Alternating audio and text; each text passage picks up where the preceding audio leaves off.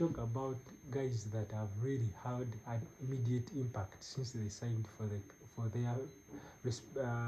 their clubs, you have to talk about Ryan Cherki. I think he has integrated well in this Mancity team. Then you have to talk about, of course, Hugo Ekitike. Amidst all the bad form Liverpool has been in previously, I think Hugo Ekitike has stood out. Everyone, they all expected him to play the secondary role next to Isak, but I think Hugo Ekitike has been good. Then, of course, Granit Xhaka's impact at Sunderland, he has been good. Guys, I think most people do not watch these small clubs, but those guys, that people who do watch the small teams too. Granit Xhaka has been good. He has been really good. Then someone I think, Nicky Voldemedi, the tall striker, the one that is 6'6" of Newcastle, the one who replaced Isak. I think he has also filled his boots really well so far. He has been so good in this Newcastle team. So I think those those guys, Ryan Cherki, Hugo Ekitike, Granit Xhaka, Hugo Voldemedi, and who else? Who am I forgetting? Zubimendi has been good with Arsenal, but not at the same level as Hugo Ekitike and Ryan Cherki. I think you have to, if you have to pick the best, it's between Hugo Ekitike and Ryan Cherki. Hugo Ekitike has been exceptional with Liverpool. He has been scoring goals, and Ryan Cherki has been, I think he has been the most creative player in this Man City team. He has integrated really well, and I think we are heading into one of the most important parts of the season, because we are heading into January and February.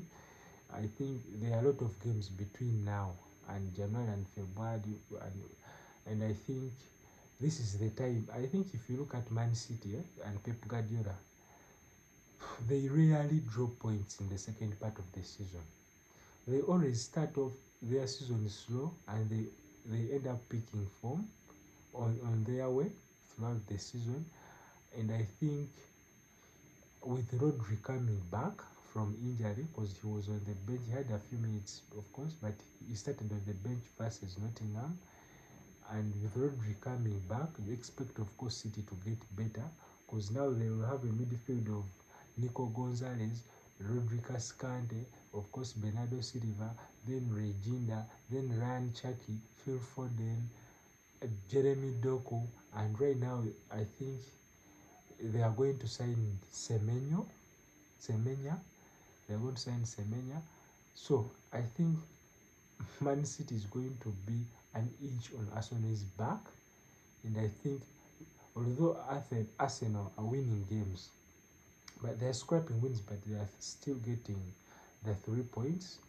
So I think this is not the time for Arsenal to drop points, and they are playing a very difficult opponent in Aston Villa on Tuesday. So I think right now things are looking good for City. And if you go to the next one, of course, the Arsenal game versus Brighton, I think Arsenal was very wasteful in the first half of the game, and I don't think we talk about Gyökeres enough. I think Arsenal is good. I think if Kai Havertz comes back, and with Mikel Merino scoring goals, I think Gyökeres is going to have a very limited time playing for us.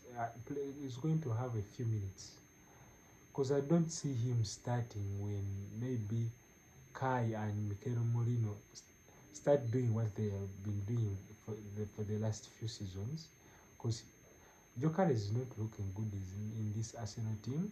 I don't know why. His first touch is poor. Yes, he's very strong. He has a good shot on him. He can score goals. He did that in Portugal, but this is the Premier League, not the Portuguese league. But I think I think the good thing about Arsenal that they are winning games, so most fans will not criticize Gyökeres because the team is winning. But the moment they will lose maybe 1 or 2 games, then they will start highlighting his performances. But he looks like a man that who has no confidence, and it happens to all strikers when they are not scoring goals. So I feel for him, but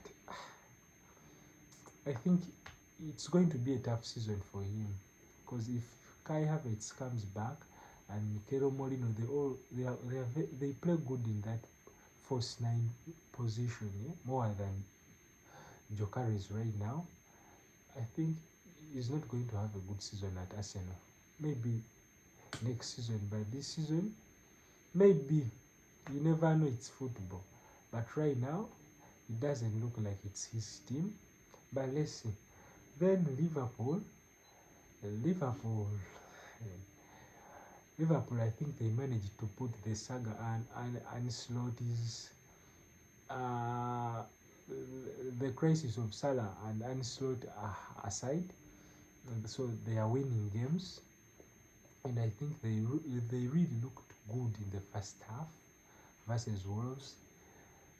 And I think with Liverpool, I think the biggest mistake Liverpool made, that this is how the summer was. Liverpool signed Hugo Ekitike, and everyone thought Newcastle wanted Hugo Ekitike.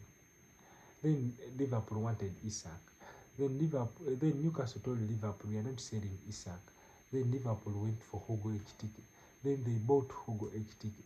Then after buying Hugo Ekitike, they said again, we also want Isak. So they wanted Isak and Hugo Ekitike. And the thing about this, yes, they should have. Yes, maybe there is no wrong in doing all that, but they had to sign the centre back, because I don't think most people realize that Liverpool has no depth in the centre back position. Because right now, if you talk about Van Dijk and Konate, who else? The kid they signed from Parma, the young Italian boy Leon, he got an ACL, so you don't expect him to come back this season. That he will come back, I think, next season. You see, it takes a year for someone to fully recover from an ACL. So, and I think now the only option that could come off the bench to play as a centre back is Joe Gomez. Maybe the other option is you pull Gravenberch from the midfield and he plays as a centre back.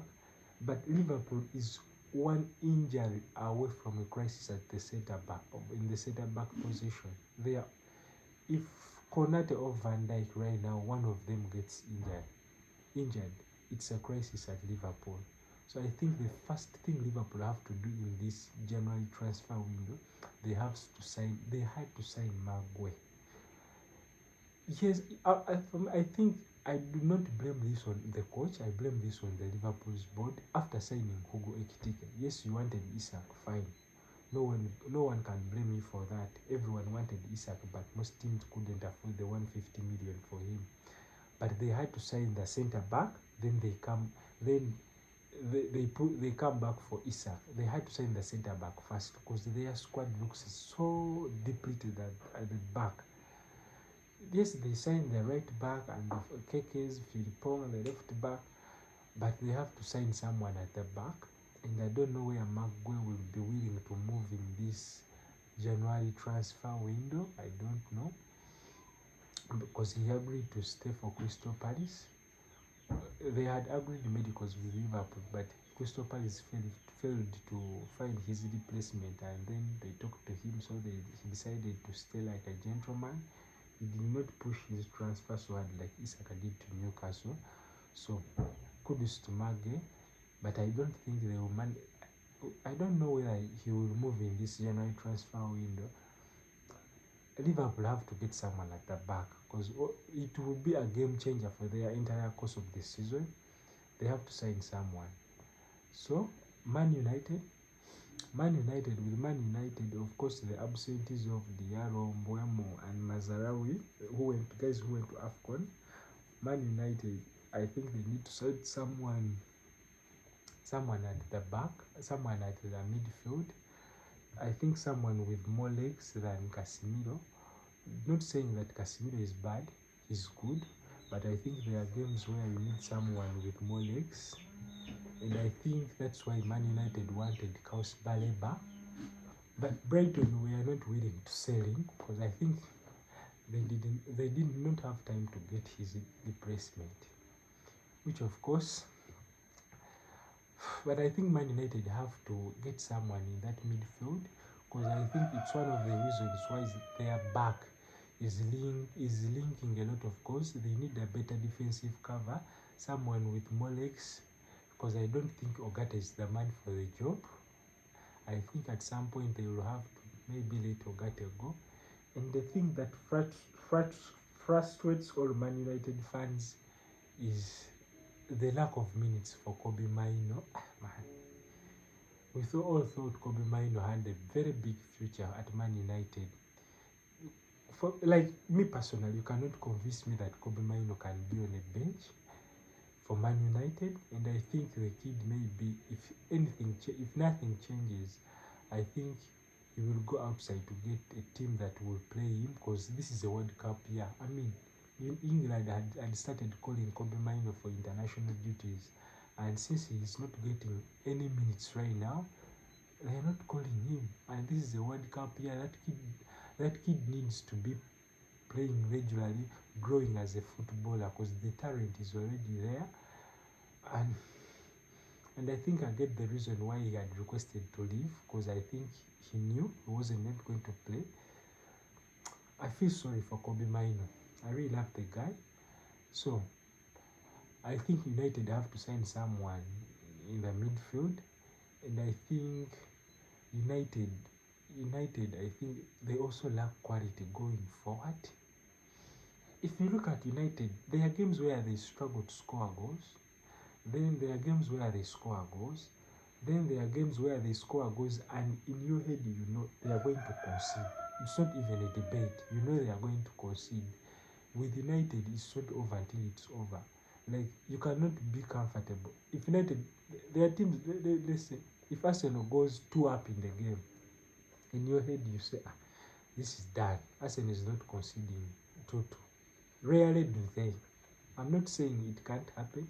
It will happen at some point, but Arsenal, their defensive structure, it's far better. I think it is the best in the league. But with United can be 2-0 up, and you're watching the game and you're not comfortable. You know they are going to leave. They are going to concede they are going to concede some goals from anywhere. So I think United, they need someone in the midfield. I think it is the midfield that creates the most problems in that United team. Yes, you may say they may need to sign someone at the back, but Delete is injured. Harry Maguire is also injured. Lisandro Martinez has just came back. Heavens is still young. Yes, Lene Yolo is not looking good, but he's still young, so they still have time to grow. But I think their biggest problem, it is the midfield. So guys, I will be back with a review for the next games because tomorrow there is Premier League. I think Mancity is playing on Wednesday. They are playing away from Sunderland. Sunderland will be at home. Then of course, who else? Let me look at the fixtures because I think Arsenal is playing Aston Villa. Chelsea is playing Bournemouth. Everton is playing. Nottingham is playing Everton. West Ham, Brighton. Arsenal, Aston Villa. Then Arsenal is playing at the same time as United. United will be playing Wolves at Old Trafford, so expect United to win that game. And of course, Arsenal is also at Emirates. Chelsea is also at home playing Bournemouth. So, I'll be back with a preview for all those matches. Bye-bye.